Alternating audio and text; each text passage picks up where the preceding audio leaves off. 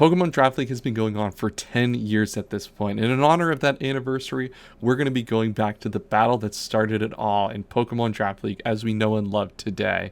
GBA Season 1 happened 10 years ago in January. The first battles uploaded on January 19th of 2014, and we're going to be watching one of those today. We will be watching Shadypenguinn, one of the most popular creators in Pokemon on YouTube, versus the League creator, and where the idea came from, Magnitude, a very much in terms of the older YouTube guard, very popular in terms of that. If you're excited for today's video, make sure to like the video and subscribe to the channel if you have not already. We're trying to hit 1,000 subscribers this year, and every subscription helps a ton towards that journey. So for those of you who don't know what Pokemon Draft League is, it is essentially fantasy football, but for Pokemon. So you'll have a set number of coaches, each picking their teams in snake-style draft order until they end up with teams of about 9 to 11 Pokemon. Then what will happen after that is you'll play a full season against a variety of the coaches and build teams to counteract the other Pokemon the opposing coaches have. When we talk about counter teaming in Pokemon Draft League, you'll see a lot of the videos on my channel where we have very complex ideas and very precise prep in terms of playing around these threats. But back in the GBA in Season 1, the ideas were very, very simple, and you're going to see a lot of the sets will match what was popular at the time in X and Y OU.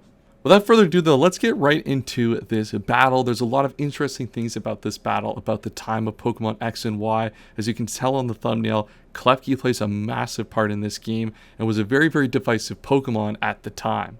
We're going to go over my team really quick.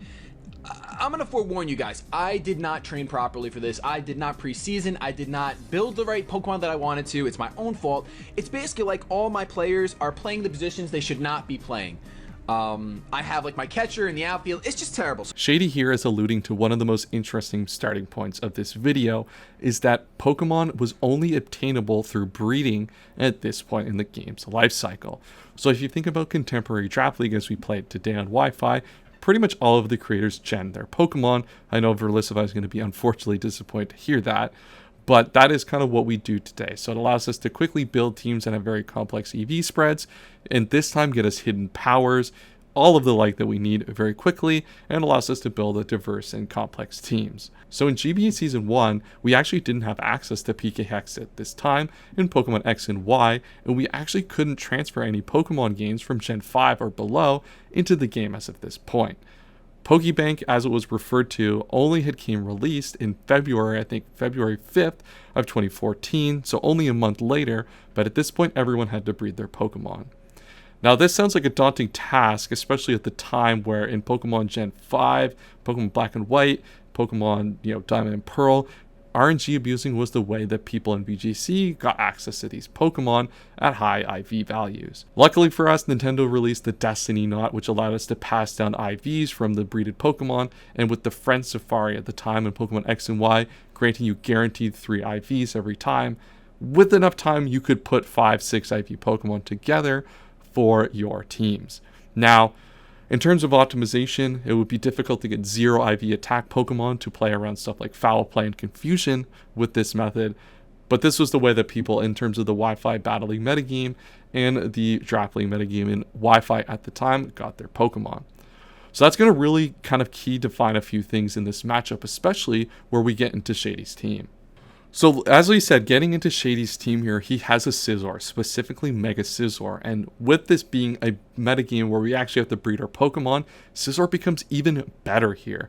The fact that we can't have Hidden Power Fire very easily on our opponent's Pokemon means that this Pokemon is going to be super powerful and much more easy to leverage in these specific situations.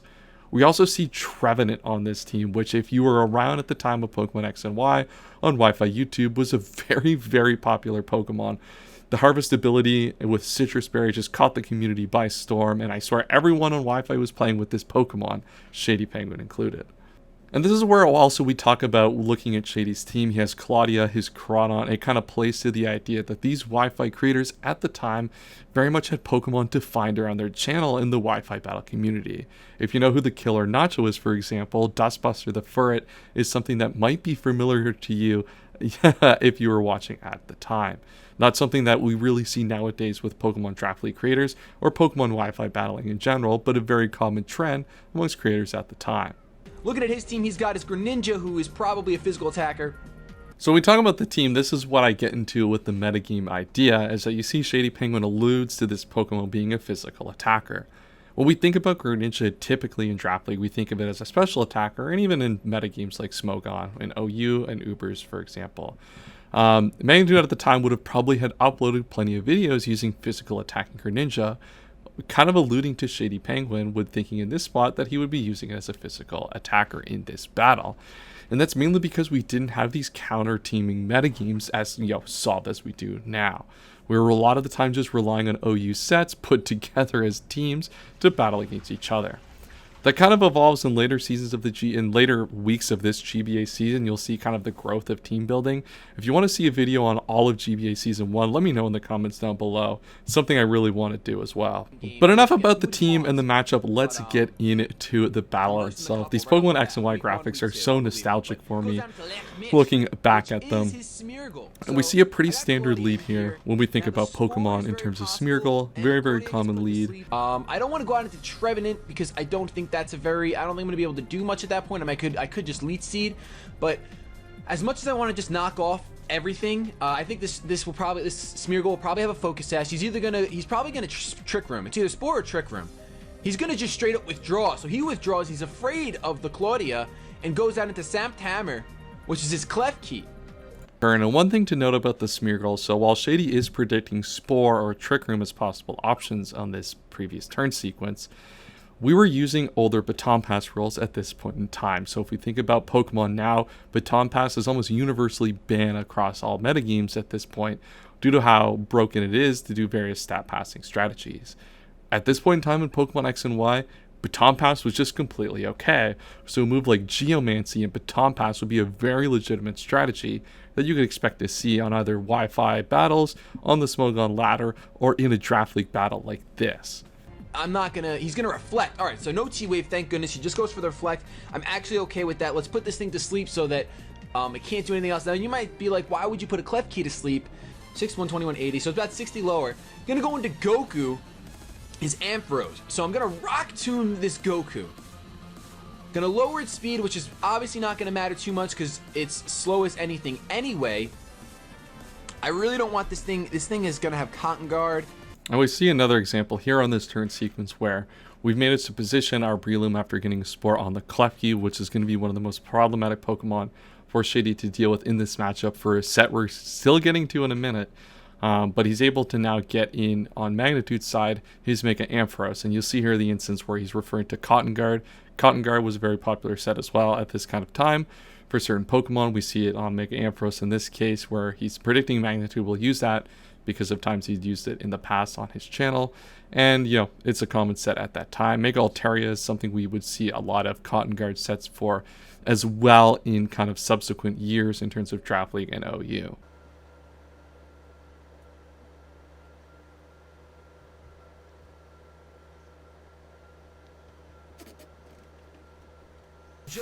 We see here our first instance of Trevenant on the field. As I said, this is one of the most popular Pokemon in Pokemon X and Y at the time.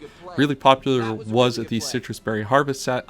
He's going to go out into Yorigoth, which please land the Will-O-Wisp. Please land. And in terms of the battle, this is probably one of the biggest early turns so far in this battle. So we've brought our Ditto in to copy the Trevenant early. We get out into the Malamar on the Will-O-Wisp. We know this is a very strong possibility given that we've copied the set, but we see it, the Lumberry leveraged here, and this is going to give a big opportunity for Magnitude to deal a lot of damage on this turn. There's not a lot of great switch-ins here. What's lucky on Shady's side is he has access to Tyranitar, which makes it a bit of a difficult 50-50. You obviously can't click Superpower on this turn with the Will-O-Wisp being Trevenant on the field. You can go for a Dark move, for example, to really pressure this Trevenant, but it's going to be really, really tough to do that, especially in the face where this Trevenant is faster and get off another burn, really neutralizing this Pokemon's effectiveness for the rest of the game. You can see here doing a solid 60%, so even without the burn, not really doing that much damage. He knows that I want to go, oh, he's setting up the trick for him now. Now he's setting up the trick for him. That is a spot-on prediction right there. And he does go out into Ampharos just like I thought he would. So we're going to hopefully land this Leech Seed. because that'll be amazing. So yes, land the leech seed. And after this really powerful turn sequence against the Malamar, we get a leech seed on the incoming Mega Ampharos, and the game is just going perfectly for Shady right now. Magnitude seems a little bit underpowered in terms of Pokemon in this matchup. Obviously, Trevenant is not something we refer to commonly as the best, but in this pre-Pokebank metagame, where options were really limited in X and Y, Trevenant was kind of hard to break down, and we just saw an example where a very powerful physically attacking dark type in Malamar was able to be outsped and burned, and even without the burn, definitely not dealing enough damage to warrant the slot against this Trevenant. Which will probably do a decent amount.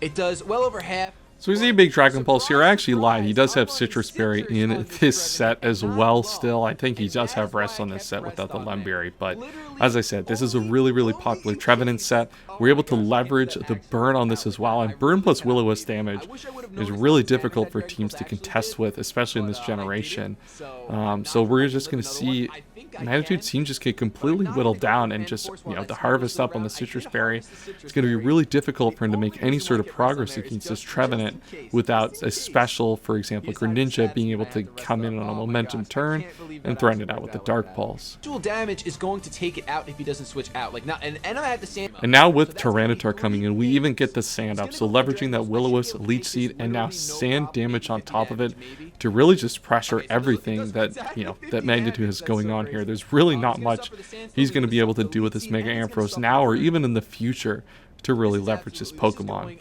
Now, for those of you who don't know and haven't played in any of these generations before, luckily for Magnitude, Sand in this generation has now been moved to 5 turns on entry. So in previous generations, Sand and Rain, for example, were up on all turns with the ability Sandstream and Drought, for example. That's not the case anymore. So while this residual damage is going to basically deal with the rest of this Pokemon, he's basically going to only have to deal with 5 turns of this. Now we see a big turn here, Focus Blast, coming back into our Trevenant, leveraging its Ghost typing to be able to switch into this Focus Blast, and now we've removed one of the big threats on Magnitude's side, which is his Mega Ampharos. And now we finally get the sequence that we were kind of talking about earlier, where we get Greninja in on the Trevenant, and we're really going to be able to leverage a Dark Pulse or an Ice Beam on this turn with the Protean ability to just break through this Trevenant, because otherwise we really do not have a lot to pressure this Pokemon, and it's going to be able to just set up Leech Seeds and Will-O-Wisps on our entire team. Hoping that he's physical. And never mind. And you'll see here, Shady tries to go for the Will-O-Wisp, assuming the physical Greninja in this matchup. And that's kind of where he tries to get in his head with a little bit of the metagaming that we see in the Wi-Fi metagame at the time, where he's Magnitude known for using physical Greninja. He gets a Will-O-Wisp off, but Trevenant now in a world of hurt where Dark Pulse is able to put it into a position where it's really not going to be able to be effective in this specific spot, and he's either going to have to sack it off here or risk a big powerful Dark Pulse or Ice Beam on the next Pokemon that switches in. I'm going to harvest my Citrus, and I'm going to eat my Citrus right now. Oh my gosh, Citrus Trevenant. Listen, I know I've always run the Rest Lum, but Citrus Trevenant is nothing to laugh at. I don't want to switch out into T-Tar just in case he goes for the Water type move. So I'm going to switch out into my Scizor. This seems like a pretty good time to switch out a Scizor. Scizor won't take any Sandstorm damage. And now Shady switching into Scizor as an answer to this Greninja, and this is where that hidden Power Fire not really being an option comes into play massively here. So we see Scizor in the base form able to take that relatively well. Probably would like a little bit more especially defensive Vs there in a truly prepped game at this point to make sure we take those a little bit better. But we know that this thing is not going to have hidden Power Fire, because getting 30 IVs, which was required in speed to get hidden Power Fire, is pretty much impossible in the breeding metagame of Pokemon at the time. So we're going to be able to just go into our Mega Form, either get a U-turn off or get a Roost, and just wall this Greninja completely. Nope. Okay, I just wasn't sure. Maybe he was running mixed Greninja. I don't know if that's a thing. But it turns out Bullet Punch actually kills from this range anyway. So a big Bullet Punch from probably an Adamant Mega Scizor there deals with Greninja, and the game just continues to go Shadypenguinn's way. The Trevenant really put a lot of work in dealing with Pokemon like the Malamar and the Mega Ampharos, and now Scizor's been able to dispatch of the Greninja, which is probably Magnitude's best way of getting back into this game. Oh yeah, Ditto doesn't stay transformed. I'm screwed now. Now I'm screwed. Does get a free Mega. I totally forgot that Ditto doesn't stay Trevenant. He just goes for the X Scissor because he's way too smart. Unfortunately for him, it does less than half. Bullet Punch could kill me. Think about it. That Xtizor was resisted. He's going to withdraw. All right, good play, good play, good play. He's going to go out into Lechmich, which is his Smeargle, and then going to be able to just do a Flamethrower, bring it down to his Focus Sash, I'm sure. And there we go. We see a sequence here. Noivern is able to bring Smeargle down to its Focus Sash, and that is pretty much going to ruin any chance that this Smeargle has of potentially Geomancy passing, getting a Spore off, setting up a Spike, an Entry Hazard, or doing anything this game, as we don't really get to see this Pokemon in its full power. Now, Shadypenguinn just forgets that this Pokemon outspeeds, which is a little bit unfortunate for him, so Magnitude's actually going to get some free Stealth Rocks. So we kind of dodged a bullet there, because if this was, say, Geomancy Baton Pass, we were in a world of hurt, even though we've lost most of our special attackers at this point. But now this just ends up being free Stealth Rocks, which will be good in this matchup against the Noivern specifically. Just to get rid of this stupid little Lechmich that I just let set up late game Stealth Rocks. And now in comes the Klefki. So it looks like at this point with Steve, our game plan is to try to get this Pokemon awake and leverage our Klefki in this endgame. All we have left at this point is a burned Malamar, and we have our Ditto still. So really, really running out of tools to be able to actually win this game of Pokemon here at this point. Whatever he's got on here, which is probably the Light Clay. You see here Shadypenguinn predicting this to have Light Clay, alluding to the fact that this could be a dual screen setup, and then maybe looking to get those screens, take advantage of Ditto on one of his powerful offensive threats, and try to break back into the game that way. A quick wake up, but I am going to get an Earthquake off here. It's probably not going to kill, but it's going to do half. Oh, he has the lefties.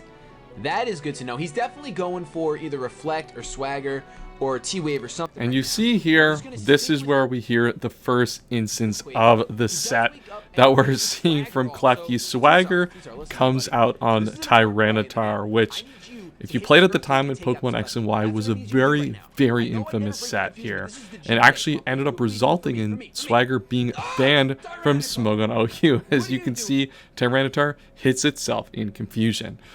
So, for those of you who don't know, Swagger, basically what it does is it confuses the opponent, but also raises its attack 2 stages. So, creates a little bit of a risky situation where you give your opponent a benefit, but they're also confused. That's going to be really powerful in this specific instance, because Swagger raises the damage done by the confusion and then raises the power of the move that was newly introduced, Foul Play. And this is where the strategy Swagger Play Klefki really comes into play. This set was basically dominating X and Y OU at the time, not in terms of being the best strategy, but by being one of the more popular ways to actually leverage this Pokemon in that metagame, and one of the more popular sets that we saw at the time. And surely is why Magnitude drafted it in this draft league, was to be able to leverage that set here. And this is, I guess, at this point, his best way to get back into the game, using Swagger and Foul Play to just hacks out his opponent. Listen, he goes for Foul Play. And so we see here the Foul Play now come out from the Klefki. Does a lot of damage here. And if you get hit with confusion here, you're outsped by the Foul Play and killed. And we do see the confusion. And this is why this set was so lethal and problematic, is these coin flips on confusion made it basically impossible to break this Klefki, as we've now lost the T-Tar, which in theory could 2-hit KO after a little bit of chip, not completely nullified. Now at the time we were basically using only Smogon clauses in Pokemon Draft League, so that's why we talk about stuff like Baton Pass rules in Smogon being relevant at the time. There were no bans at that point. Swagger was not banned for quite a while after the fact. We actually saw Swagger actually banned on April 6th, so about 2 to 3 months after this battle was when Swagger was finally removed. But as I said, this has been being one of the more popular sets in X and Y at the time, and it's basically the win con now that Magnitude has to play to here is leveraging the Foul Play and the Swagger to be able to beat Shadypenguinn's team. It's what I really want. I really want his Ditto to come in, because his Ditto becoming Noivern would probably, it might lose me the game actually. It really might. And at least right now, you know what, if he swaggers my Trevenant like he was going to swagger my Noivern, whatever. Right now I went down to yellow thanks to the Stealth Rocks. He goes just for the Reflect. Oh my gosh, I regret that so much. So we're bringing in our Trevenant here after pulling off an aggressive double, or not aggressive, a double here with the Noivern into Trevenant, and now we're just getting a Swagger here. At this point, Shadypenguinn just cut hope. These moves got to connect. We need to get a Leech Seed, a Will-O-Wisp off at this point, and that's the third Swagger confusion hit in a row. Make sure you're counting at home how many confusion hits that Magnitude gets, and you're kind of seeing where this game is going from here at this point.